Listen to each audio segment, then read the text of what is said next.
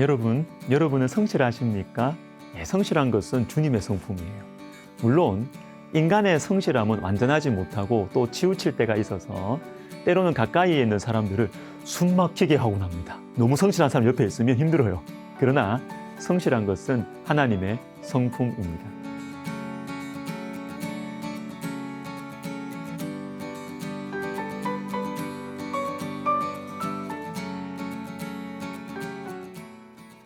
오늘 본문을 보시면 예수님께서 다시 전례대로 가르치셨다라고 나옵니다. 10장 1절에 예수께서 거기를 떠나 유대지경과 요단강 건너편으로 가시니 무리가 다시 모여들거늘 예수께서 다시 전례대로 가르치시더니, 이 전례대로라는 말을 영어 성경에 보니까 as his custom, 즉 주님의 습관대로라고 나와 있습니다. 주님은 습관대로 가르치셨습니다. 성실하셨죠.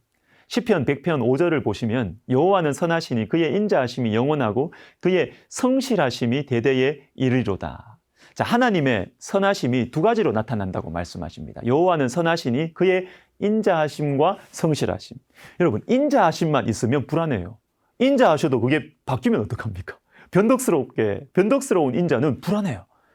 여러분, 변덕스러운 사랑은 도리어 불안함과 두려움을 만듭니다. 그러나 우리 주님은 인자하실 뿐만 아니라 성실하십니다. 성실한 것은 주님의 성품이에요.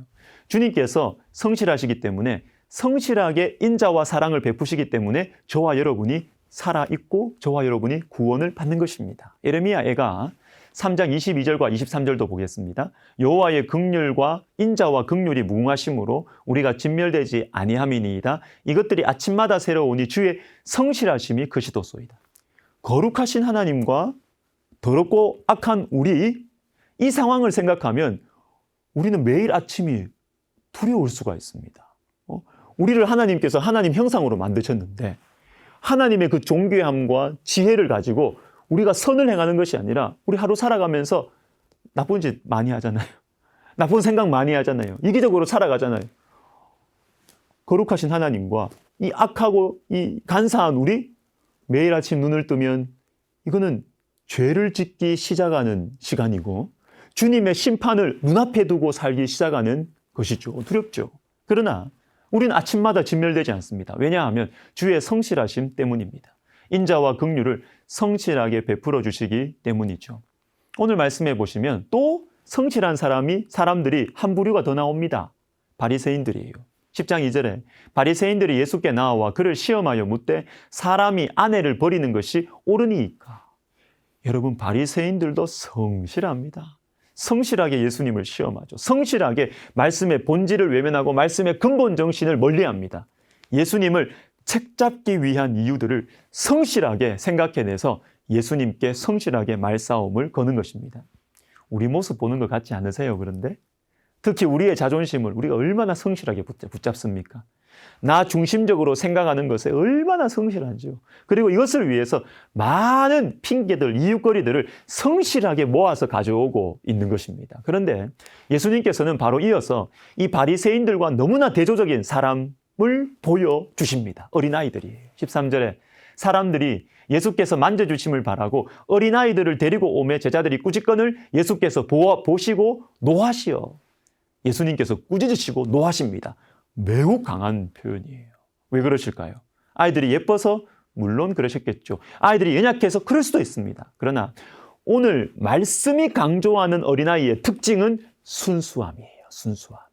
15절 내가 진실로 너희에게 이르노니 누구든지 하나님의 나라를 어린아이와 같이 받들지 않는 자는 결단코 그곳에 들어가지 못하리라 하시고, 제가 신학교 다닐 때 어떤 교수님이 이런 이야기를 들려주셨습니다. 자녀들을 키우면서 어릴 때, 아주 어릴 때는 책상 위에 애를 딱 올려놓고 아빠가 잡아줄 테니까 뛰어내리라고 하면 뛰어내린대요. 아빠를 믿으니까, 순수하게 믿으니까. 그런데 5살부터인가 7살부터인가 제 기억이 정확하지 않은데 그 정도 나이만 돼도 책상 위에 높은 데 올려놓고 뛰어내리라, 아빠 잡아줄게 하면 안 뛰어내린대요. 아빠를 안 믿어요. 아빠가 안 잡아주면 어떡하지? 힘이 없어서 날 놓치면 어떡하지? 여러분, 어쩌면 우리가 겪는 많은 문제들, 걱정과 갈등의 본질은 이것이 아닐까요? 어린아이처럼 주님을 단순하게 믿으면 걱정 없습니다. 불안할 필요도 없습니다.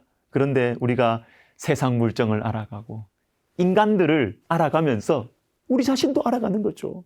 우리의 믿음이 점점 약해져 가는 것 같지 않습니까? 세상 물정을 잘 알아가는데 하나님을 믿는 믿음은 자꾸만 약해지는 것 같습니다. 주님 외에 다른 것들이 많이 보입니다. 그러면서 주님이 작아 보이는 것이죠.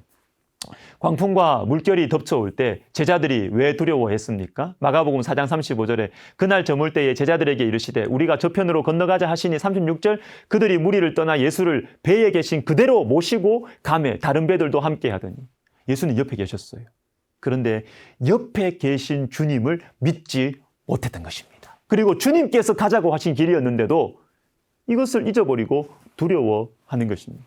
히브리서 12장 말씀을 다시 마음에 새겨야 되겠습니다. 믿음의 주요 또 온전하게 하시는 이인 예수를 바라보자. 히브리서 어떤 책이에요? 유대교의 유혹과 핍박, 이 눈에 보이는 강한 것들이 너무나 많이 나를 공격하는 이 상황 속에 있는 사람들에게 말씀하시는 것입니다. 예수를 바라보라. 사랑하는 여러분, 복잡한 것이 좋은 게 아니에요. 무조건 많이 안다는 게 또 좋은 게 아니에요.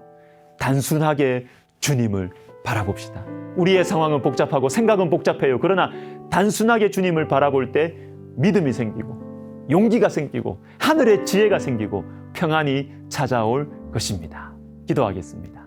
하나님 아버지, 주님의 신실하심 때문에 오늘도 살아가게 하심을 감사드립니다. 하나님, 우리가 성실하시고 신실하신 우리 주님을 단순하게 어린아이같이 믿고 믿음으로 담대하게 살아가는 주님께서 열어주시는 인생을 살아가게 하여 주옵소서. 예수님의 이름으로 기도하옵나이다. 아멘.